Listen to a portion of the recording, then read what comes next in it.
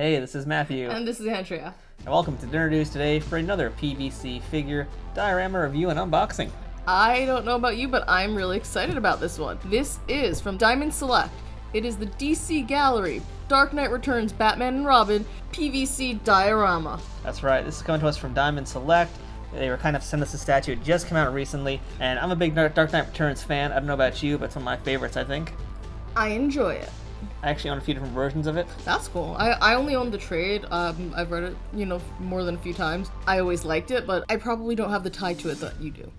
I'm a big fan of it. I also own the black and white version of it that came out recently. Not recently, but a little while ago. I haven't seen that one yet. That's basically just the inks, which is really nice with Klaus Janson. That sounds nice. Yeah, it's really cool. And yeah, I'm really excited that Diamond's doing their version of Batman and Robin, the Carrie Kelly Robin, no less. I'm so excited about that. She deserves all the love. Yeah, so let's go ahead and talk about the box here. You can see it's just the traditional Diamond box. What's really cool is it's basically filling our B camera right there. You can see it's very rectangular. It's basically 16:9 widescreen HD right here. Nice. But yeah, it's a very compact box though. It's an item that's well protected inside. And on the sides, you can see we've got windows into both sides of it, as well as the handy dandy diamond sunroof. On the back, it says a little bit about Dark Knight Returns, so that way, for any reason you don't know about it, now you know. It also lists who it was sculpted and designed by. It was designed by Sean Knapp and sculpted by Alterton. So why don't we go ahead and take this really cool PVC diorama set out of the package and take a look at it from all angles. So here we have our look at the PVC diorama out of the box now. Andrea, first thoughts? This is a beautiful piece. It's very dynamic. There's a lot of energy in this, and I really, really appreciate that. Yeah, it's a very impressive piece right out of the box. So we've got Batman and Carrie Kelly on what appears to be a rooftop, which is really cool. And not only that, but the rooftop has some kind of steam coming out of it as well. So it's like this is like a real cityscape we've got them on. And they're perched on top of some building, ready to leap into action. Carrie Kelly's got her slingshot, and Batman just ready to pounce, because this is the Frank Miller Batman. Oh, yeah. He's a little bit psychotic. He's kind of raving about how good of a soldier that Carrie Kelly is. But then again, also remember he is coming out of 10 years retirement kind of thing, so of course he's a little more hard-nosed. What I do find interesting is the pose, in that Batman is in this powerful pose, but it's also kind of protective of Carrie Kelly. Well, he's always been protective, and even in Dark Knight Returns, he was protective of her. Yeah, so it's kind of cool they actually incorporate that into the statue. Yeah. It's not just them leaping blindly into action. There's a little bit of interesting psychology to the design here. So let's talk outfits. At first glance, what do you think? I like the outfit. I think they captured it 100% of how it looks in the comic.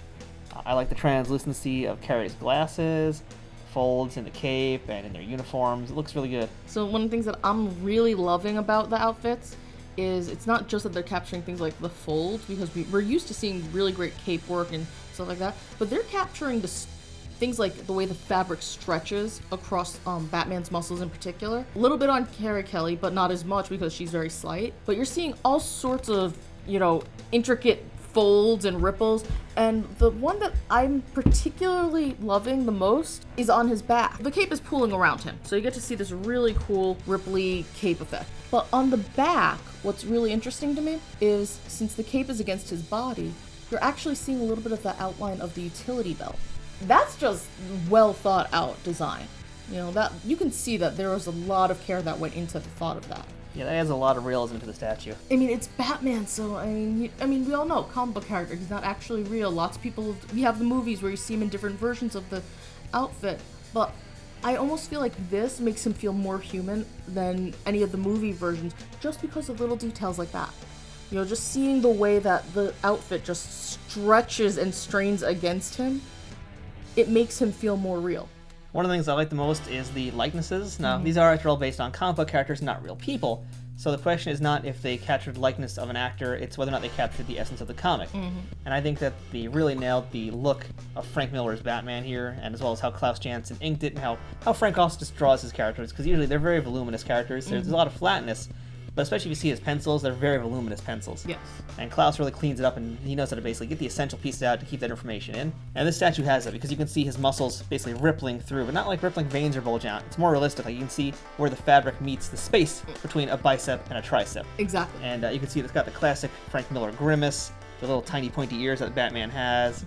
Everything about it, it basically has all the folds and the little details that Frank Miller and Klaus put in when they draw Batman. I will say this, Carrie Kelly, it's interesting with her face. With the glasses on, it looks like a neutral face, but if you look carefully, you'll see that the way that her eyebrows are shaped, you can definitely see she's also very intently looking. I like that we have these two very different expressions. They're both clearly looking at something and at the same thing, but whereas Batman's crouched and ready to attack, Carrie looks as though she's almost like she's taking it in and almost being more strategic in how she's thinking. You know, she's formulating ideas about it and calculations and stuff.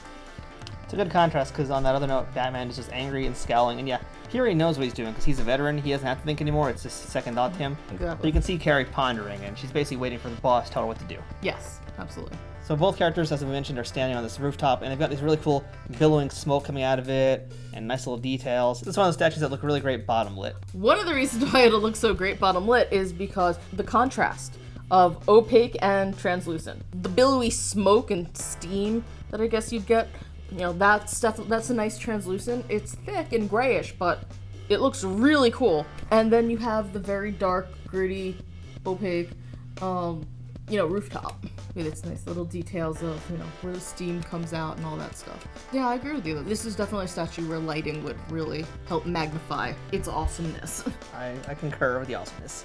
Yeah. If you're not really a big collector of PVC figures or statues, I think this is one that's still worth looking at and considering to get. If you have a comic book shelf, this just looks good as a little centerpiece in between the comics, breaking up the space. If you're a toy collector, of course, it still fits in. Yeah. And the great part about these two is that they're not really that expensive. This is in like the $50 to $60 price point. And this is definitely one of my favorites that Diamond has done in a while. Yeah, it's very dynamic. Well, this is a dynamic duo after all. Oh, ouch. Anyway, yes. It's a dynamic piece that will help bring a little bit of flair, pizzazz to anybody's home. Weird thing to say about Batman and Robin, but it's true. It is. You don't really think about pizzazz when you think Batman. It depends on which Batman you're talking about, because if it's Adam West Batman, I absolutely think about pizzazz. Well, this is the absolute opposite of Adam West Batman. I know. Occasionally I think of Batman in Bold or in Bat. Yeah, there was a Bat 2 series too, I think, of the animated series. No, it was the next one. It was Batman, Brave and Bold. I think that it. But either way, it's a good Batman piece. So that's our look at Diamond Select's DC Comics Gallery Dark Knight Returns Batman and Robin PVC Diorama set. Very cool, absolutely worth getting. We love this one, and we think you will too. If you would like to own a Batman and Robin Dark Knight Returns PVC figure of your own, you can pick it up at your local comic book stores or go to the Diamond Select website. So I'm Matthew. I'm Andrea. We'll see you guys next time here at Nerd News Today for some more figure reviews and maybe some more PVC dioramas too. See you guys next time.